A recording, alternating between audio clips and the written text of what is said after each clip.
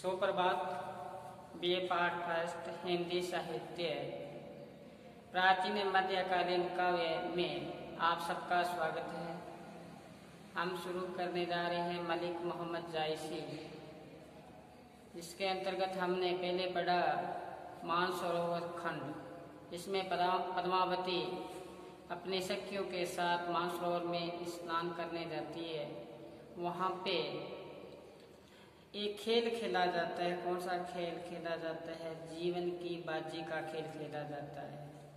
तो बताया था, तेई सखी खेल न जाना, भई अचेत मनिहार गुआना। एक सखी को खेल खेलना नहीं आया, इसने बेहोश होकर अपना कीमती हार खो दिया। कमल डालते बही करारा, कासो पुकारो अपनन हारा। उसने कमल की डाली को पकड़कर रोना शुरू कर दिया और कहने लगी, क्यों खेलना, ये खेल खेलना मैं यहाँ पे आए। फिर बताया क्या कहते हैं, मोहम्मद बाजी प्रेम की ज्यों बावे तो खेल, ज्यों तिल फुलेले के संग त्यों फुलाए तेल। जैसे कहते हैं प्रेम की बाजी है, जैसा मन चाहे वैसा ही खेल खेल लो। जिस प्रकार से तिल के साथ फूलों का मिश्रण होने से फुलेल तेल की प्राप्ति होती है, इसी प्रकार कहते हैं मोहम्मद बाजी प्रेम की ये बाजी है, जिस प्रकार से मन में आता है उसी हिसाब से आप खेलो। तो बताया आगे कवि ने कि एक सखी तई खेल ना जाना, भई अचेत मनिहार गवाना। कमल डालते बही करारा, कासो कहो अपनन हारा। कि घर पेठत पूछत यह हारू, कौन उतर दे कह पाऊँ। तो मैंने कल बताया था आपको कि यहाँ लौकिक से अलौकिक वर्णन हुआ है। जो मानसरोवर है ये हृदय का प्रतीक है, और जो सखियाँ हैं पद्मावती है ये जीवात्मा का प्रतीक है। जैसे कि मानसरोवर में ये लौकिक से अलौकिक की व्यंजना हुई है। एक एक पंक्ति में संकेत रहस्यवादी, आध्यात्मिक रहस्यवादी धारा उभर के आई है। तो कहते हैं घर पे जाके जब मेरे से पूछे जाएगा कि आपका हार कहाँ पे है, तो कहते हैं मैं उत्तर नहीं दे पाऊंगी। और आगे बताया था कि नैन शीत आंसू तस भरे, आंखों में शीत रूपी आंसू आ चुके हैं। और आगे बताया कि दूसरी सखियों ने कहा कि आप ऐसा क्यों रोना चाहते हो, रो रहे हो, क्योंकि जो भी इस संसार में आया उसने खो के गया है। मैंने कल ही बताया था कि ये जो जीवन है बड़ा ही अनमोल है, सब कुछ खजाना इसमें भरा पड़ा है। कहते हैं घर माणक बहुविध लाते, मन भरमियो ले न सकाई। जो ओटा कूप गुहन कर कादे, जो सतगुवस्त लखाई। ये कहते हैं अनमोल जो शरीर है उसको सार्थक कार्य में लगाना था, नहीं तो सखियों की भांति हार को खोया, इसी प्रकार जीवन को बर्बाद करके चले जाते हैं। आज हम शुरू करने जा रहे हैं नागमती वियोग खंड। बहुत महत्वपूर्ण है नागमती वियोग खंड। जब राजा रतन सेन को हीरामन तोता पद्मावती की रूप सौंदर्य की कथा बताता है, कहानी कहता है, तो राजा रतन सेन पद्मावती को प्राप्त करने के लिए चल पड़ता है। इधर उनकी पत्नी नागमती वियोग से व्याकुल बेचैन, उनकी 12 माह में किस प्रकार से इनकी स्थिति होती है वियोग में, उसके बारे में मलिक मोहम्मद जायसी ने बड़ा ही सुंदर चित्रण किया है। हर महीने में वियोग दशा किस प्रकार से नागमती को सताती है उसके बारे में बताया है। जैसे आषाढ़ का महीना शुरू होता है तो क्या कहते हैं, चढ़ा आषाढ़ गगन गन गाजा, साजा दुलदल बाजा, धूम धाम सेतु घर आए, सेत दजा बगपाती दिखाए। सावन का महीना शुरू होता है तो किस प्रकार से उनकी वियोग दशा होती है कि सावन में है बरस अति पानी, सावन में है बरस अति पानी, कैसे भरोजी है जुरानी। हर महीने में वियोग दशा उभर के सामने आई है, हमारे सामने बताएंगे मलिक मोहम्मद जायसी, इसकी सह पश्चिम हम व्याख्या करेंगे। कहते हैं कि प्रीतम के वियोग में वो इतने व्याकुल बेचैन और तड़पती है। कहते हैं अंदर आग लगी रहे धुआं प्रकट न होए। अंदर आग लगी रहती है लेकिन धुआं बाहर दिखाई नहीं देता। कौन सी आग? वियोग रूपी आग। तो कहते हैं एक जगह पद्मावती ये नागवती कहती है कि पियो सो कहे संदेशड़ो हे बोरा हे काग। पियो सो कहे संदेशड़ो हे बोरा हे काग। सो धनी विरह जरी तेक धुआं हमें लाग। अपने प्रीतम को संदेश भेजती है। किसको चुना? कहते हैं कौवा जाओ और पिया से कहो संदेश लो हे भौरा हे काक। कहते हैं कि बरमर को चुना और कौवा को चुना कि उनके पास जाके मेरा ये संदेश दो कि सो धनी विरह जरी। कहते आपके वियोग में जल के राख हो गई। आपके वियोग में जलकर राख हो गई। जैसे ही वो जली है तो धुआं उठे, उस धुएं से हम काले हो गए। देखो उनका जो रंग है वो तो वैसे ही काला है, लेकिन यहाँ पे मलिक मोहम्मद जैसी नागमती वियोग के आधार पर कहा कि वो जो हम काले हुए हैं तो हम वैसे काले नहीं हुए। हम तो नागमती जैसी जली है वियोग में, हम जैसे धुआं उठा है उस धुएं के वियोग में जल के हम आपके पास आए, संदेश लेके आए हैं। फिर बताया कि प्रीतम के बिना सब सुनना सुना है। कहते ना कि पियो बिना छुनो छे मारो देश। प्रीतम के बिना सब सुनना होता है। ऐसो है कोई प्रीतम मिलावे तन मन करूं पेश। जा कारने बन बन डोलूं कर जोगुन को भेष। अब दी बढ़ावे अजुन आवे पंडर पड़ गया केस। ये वियोग दशा है। तो एक जगह नागमती लिखती है कि जिन घर कंता ते सुखी। जिस घर में क्या है? प्रीतम है। कंत का मतलब प्रीतम है। जिन घर कंता ते सुखी जिन गारव और गर्व। कहते हैं गौरव के साथ गर्व के साथ वो कौन रहती है? नायिकाएं रहती है जिसका घर में क्या हो? उनका प्रीतम हो। कहते हैं जिन घर कंता ते सुखी जिन गारो और गर्व। कंत प्यारा बाहिरा हम सुख भूलिया सर्व। जैसे हमारा प्रीतम हमसे दूर हुआ हम सारे सुख सुविधाएं भूल चुके हैं। मैं सदैव आपको बताता हूँ कि औरत का श्रृंगार उसका क्या होता है? पति होता है। तो ये वियोग दशा है। ये हर महीने में किस प्रकार से उनको व्याकुल करती है, बेचैन करती है। हर 12 माह का मलिक मोहम्मद जैसी ने नागमती का यहाँ पे वियोग खंड में वर्णन किया है। हम जो अपने पाठ्यक्रम में है उससे बढ़कर आपको सप्रसंग व्याख्या यहाँ पे करेंगे। मैं आशा करता हूँ कि आप साथ साथ में पंक्तियाँ लिखते जाएं। जैसे मैंने बताया था कि एक वहाँ पे जाके पद्मावती अपनी सखियों को क्या कहती है, वो पंक्तियाँ मैंने आपको बार बार उस बात पर बल दिया था कि आप याद करना। कौन सी पंक्ति? कि ए राने मन देखी विचारी। ए राने मन देखी विचारी। ये है नहर रहना दिन जियारी।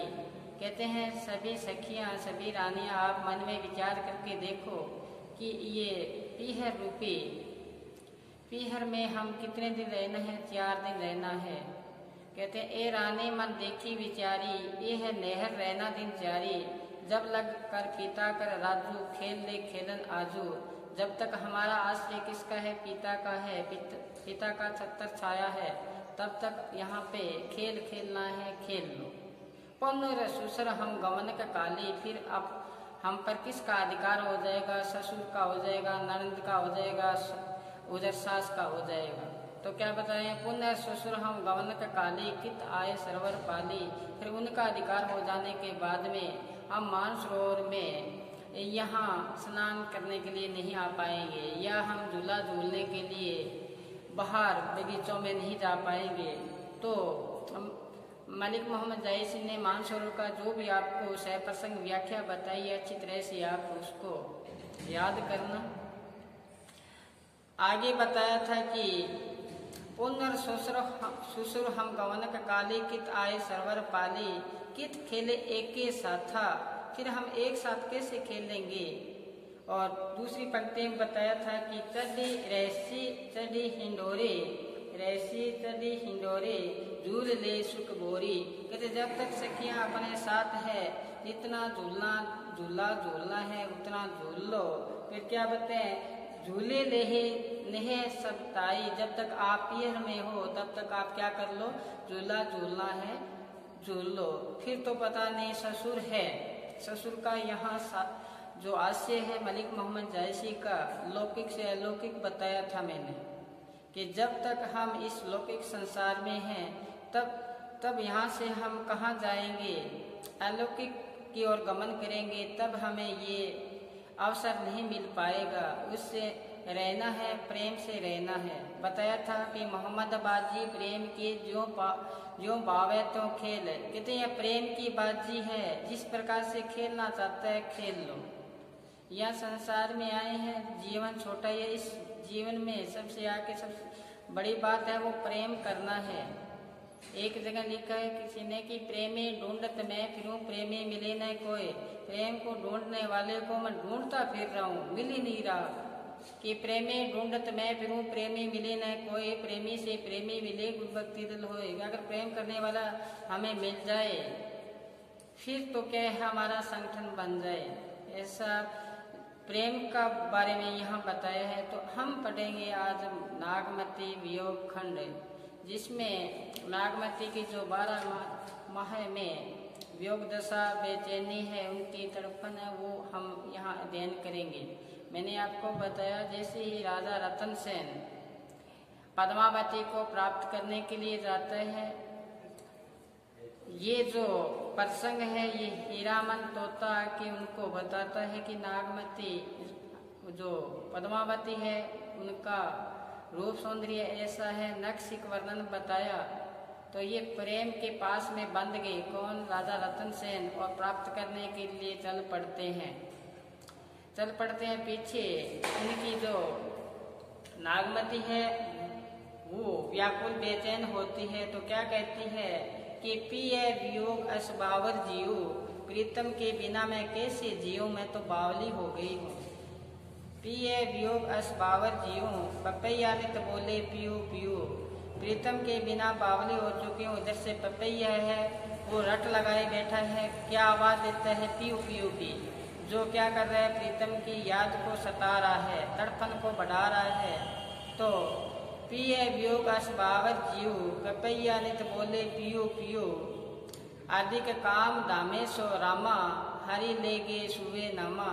अब मेरे को काम दशा है, प्रीतम का जो अभाव है, जो वियोग दशा है वो सता रही है, और इधर से मेरा प्रीतम को हीरामन तोता ले गया है अपने साथ, कहाँ पे, पद्मावती को प्राप्त करने के लिए। तो आगे क्या पता है कि विरह बाण जस तस कर लागी, वियोग रूपी बाण ऐसा लगा कि बीज क्या है कि रकत पसीज बीज गई चोली। कहते हैं वियोग रूपी बाण ऐसा लगा जिससे, कहते हैं हृदय में ऐसा सुबन हुई जिससे रकत निकला, खून निकला, तो मेरे वस्त्र सारे के सारे क्या हुए, भीग गए। देखो ऐसे इनकी वियोग दशा के बारे में बताया कि जो विरह बाण जस तस कर लागी, वियोग रूपी जो बाण है वो ऐसा, मैंने आपको कई बार आपको बताया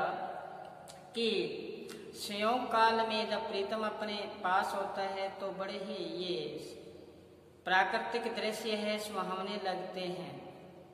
जैसे विछड़न हुआ, उनका अलगाव की स्थिति में आए तो ये बाग बगीचे, ये संसार सुनना लगता है। जब ये भ्रमण करती है, इधर उधर जाती है, फूल खिले हुए से दिखते हैं तो ऐसा लगता है उस वियोगिनी को, उस नायिका को जिसका प्रिय अलगाव स्थिति में है, अलग है, तो ऐसा लगता है फूल उसको क्या मार रहे हैं, चाटे मार रहे हैं। ये संयोग काल में बड़े अच्छे लगते हैं, वियोग काल में ये सताते हैं। जैसे जैसे ऋतु आती है, सुहावनी ऋतु आती है, तो ये उनकी तड़पन को बढ़ाते हैं। चढ़ा आषाढ़ गगन गन गाजा, आषाढ़ का महीना लगता है तो गगन में, आसमान में बादलों की उमड़ घुमड़ होती है, तो नागमती को अलग ही महसूस होता है जैसे वियोग रूपी कोई आक्रमण करने के लिए मेरे पे आ गई। तो जैसे ही सेज पे अपने विश्राम करती है तो कहते हैं सेज नागिनी फिर परिदशा, सेज रूपी जो नागिन बन चुकी है। और जैसे चंद्रमा की शीतल चांदनी व्याप्त होती है इस सृष्टि पे, तो ये उनको ऐसा लगता है वियोग दशा में होता है, जो उनको ऐसा लगता है जैसे ये तो जला रही हो। कार्तिक चंद सर्द उजियारी, कार्तिक महीने की चांदनी रात की सर्द जो उजियारी है, कहते हैं जैनो मानो जरे धरती आकाश, ऐसा लगता है जैसे इस पृथ्वी और आसमान जल रहा हो। सावन में है बस अति पानी, सावन महीने की जो तड़प है वो तो इतनी बेचैन बढ़ा देती है कि सावन माह है बस अति पानी, विरह भरो विरह छुरानी। कहते हैं मेरे वियोग में तो मुझे ऐसा लग रहा है जिस प्रकार से समुद्र में बाउंडर मचता हो, ऐसा मेरी वियोग दशा सताती है। तो हर महीने में अलग अलग इनकी जो दशा है वो बताया है। क्या बताते हैं आगे, भा बादो दुब अति बारी, भाद्रपद का जब महीना आता है तो कहते हैं दुबर अति भारी, वो और ही कठिन दायक है। तो कैसे क्या बताए, बा बादो दुबर अति भारी, कैसे भरो रैन अंधियारी, रात क्या है अंधेरी है तो मैं कैसे व्यतीत करूं प्रीतम के बिना, क्योंकि प्रीतम के बिना वो बावली हो चुकी है, सो नहीं पाती, ऐसी उनकी वियोग दशा है। कहते ना सोयो न सोईबो, जागो न जागीबो, ऐसी अनोखी लागी रही आंखिन में। कहते हैं जिसका प्रिय दूर चला जाता है न तो वो सो पाती है न जाग पाती है, ऐसी अनोख उनको एक विचित्र ही अग्नि अंदर है व्याप्त हो जाती है। तो क्या बताए हैं कि बादो दुब अति बारी, भाद्रपद का जब महीना लगता है तो क्या बताया है कि दुबर हो गया बड़ी कठिनाई के, कैसे भरो रेन अंधियारी, रात्रि क्या है अंधेरी है, पिया बिना मिंदर सोन अनते बसा, प्रीतम के बिना मेरा जो घर है वो सुनना है। सेज नागिनी फिर डसा, सेज रूपी जो नागिन है उस पर विश्राम करती हूँ तो ऐसा लगता है कि नागिन मुझे डस रही, ऐसा वियोग दशा है नागमती का। कितना सूली ऊपर सेज हमारी किस विध सोना होए, सेज क्या बन जाती है, सूली बन जाती है, किस प्रकार से उस पर सोए। सूली ऊपर सेज हमारी किस विध सोना होए। आप हिंदी साहित्य के हो, आपको नक्शिक वर्णन, आपको मौखिक आना चाहिए, आपको हर पंक्ति एक एक पंक्ति आपको यहाँ करवा दी जाएगी। बस कमी यहाँ रहेगी कि आप मेरे साथ कदम दर कदम चल रहे हो या नहीं। आपको 12 मास मैंने जब शुरू किया था मलिक मोहम्मद जायसी, जब एक वादा किया था आपके साथ कि आपके पाठ्यक्रम में जो है मलिक मोहम्मद जायसी का जितना दिया पाठ्यक्रम उससे बढ़ के आपको करवाएंगे, और साथ में दो तीन पंक्तियां साथ में याद करना आप, क्योंकि जब आपका प्रश्न पूछा जाएगा कि मलिक मोहम्मद जायसी के काव्य में लौकिक से अलौकिक की व्यंजना हुई है स्पष्ट कीजिए, तभी आपको लिखना पड़ेगा कि ए रानी मन देखी विचारी, मानसरोवर का जो भी खंड है आपको सारे दो तीन पंक्तियां आपको याद हो वो लिखना पड़ेगा। तो ये नागमती का वियोग खंड के बारे में पूछ ले तो आपको इनकी दो पंक्तियां 12 माह में क्या क्या इनकी बेचैनी हुई है वो आपको एग्जाम में लिखनी पड़ेगी। तो आपके जो अंक हैं किसी प्रकार से कटौती नहीं होगी। धीरे धीरे चलो, लेकिन वो कहते हैं ना धीरे धीरे चलते हैं ना तो अपने मंजिल पे पहुंच जाते हैं। धीरे धीरे मना धीरे में सब कुछ होए, माली सींचे सो गड़ा ऋतु आए फल होए। धीरे धीरे चलोगे एक दिन अपने मंजिल पे पहुंच जाते हैं। अचानक आज आम का पेड़ लगाया, पौधा लगाया और हम कहें कि कल ही इस पे फल आ जाए तो नहीं आएगा। कहते हैं एक सदै सब सदै सब सादा सब जाए, एक काम को पहले पकड़ो सारे काम हो जाएंगे धीरे धीरे। सब सादे सब जाए, सभी को इकट्ठा ही आप पकड़ लो काम को नहीं हो पाएगा। रहमन मूल सजीबो फूल फले आगाए, एक पेड़ होता है, उसकी जड़ में पानी डालते रहो तो फूल भी आ जाएंगे, फल भी आ जाएंगे, लेकिन ये काम धीरे धीरे होगा। तभी मैं आपको कहता हूँ कि लगे रहो, धीरे धीरे लगे रहो। लगे रहोगे, हमारी जो देह है, हमारा उद्देश्य है, वो पूर्ण हो जाएगा। इस मन को, ये जो अपना मन है ना, इस मन को अच्छे काम में लगाए रखो। अगर इसको अगर आपने इसको फ्री छोड़ दिया तो ये परेशान करेगा। तभी मैं कहता हूँ लगे रहो। तो अपने पढ़ रहे हैं नागमती का वियोग खंड। मैं यहाँ पे बोर्ड पे अंकित करता हूँ, साथ साथ में आप इसको लिखोगे कि पिए वियोग अस बावर जियो, पिए वियोग अस बावर जियो, पपैया नित बोले पियो पियो, पपैया नित बोले पियो पियो। के प्रीतम के वियोग में मैं बावली हो चुकी हूँ। इधर से पपैया क्या बोल रहे हैं, पियो पियो की आवाज दे रहा है। पियो पियो की आवाज देने का तात्पर्य है कि वियोग दशा को बढ़ा रहा है। इधर तो उसका प्रीतम बिछड़ा हुआ है, इधर से जो पपैया है वो पियो पियो की आवाज दे रहा है, तो उनकी तड़फन को बढ़ा रहा है। जैसे आपने पढ़ा होगा डोला मारू मारवणी को पीयू से, पपैया से इतनी पहले तो उनके साथ प्रेम था। जैसे ही जो डोला दूर चला जाता है तो मारवणी उनको उलायना देती है, किसको, पपैया को, कि पपैया तू चोर थारी चोंच कटवास्यू, पपैया तू चोर थारी चोंच कटवास्यू, राती दिनी लोर, कि रात को तू भोला मैं जाने पियो आईशू। कहते हैं कि आप तो चोर हो, इसलिए मैं आपकी चोंच कटवा दूं, क्योंकि आपने रात को क्या दिया, आवाज दिया, पियो पियो की आवाज दी।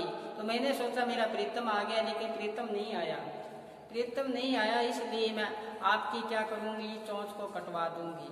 ये वियोग दशा में मैंने पहले ही बताया था, जब संयोग काल होता है, प्रिय पास में होता है, नायिका पास में होते हैं, तो संयोग काल में ये प्राकृतिक दृश्य ये सब सुहावने लगते हैं। जैसे ही वियोग दशा आती है, ये जो जितने भी प्राकृतिक मान लो या जो महीने हैं, बारिश के महीने हैं, ये जो काम दशा सताती है, प्रीतम के मिलन की जो तड़पन को क्या करती है, बढ़ाती है। ये नागमती वियोग खंड में हम 12 माह में पढ़ेंगे। तो आज इतना ही, कल से फिर हम शुरू करेंगे। आज इनका परिचय बताया आपको, नागमती का जो अपने प्रिय के अभाव में किस प्रकार से व्याकुल होती है, बेचैन होती है। कल से हम शुरू करेंगे 12 माह में इनकी तड़पन कैसी हुई, वो सारे हम कल से फिर शुरू करेंगे। आज बस इतना ही। घर पर रहें, सुरक्षित रहें, पढ़ते रहें। धन्यवाद।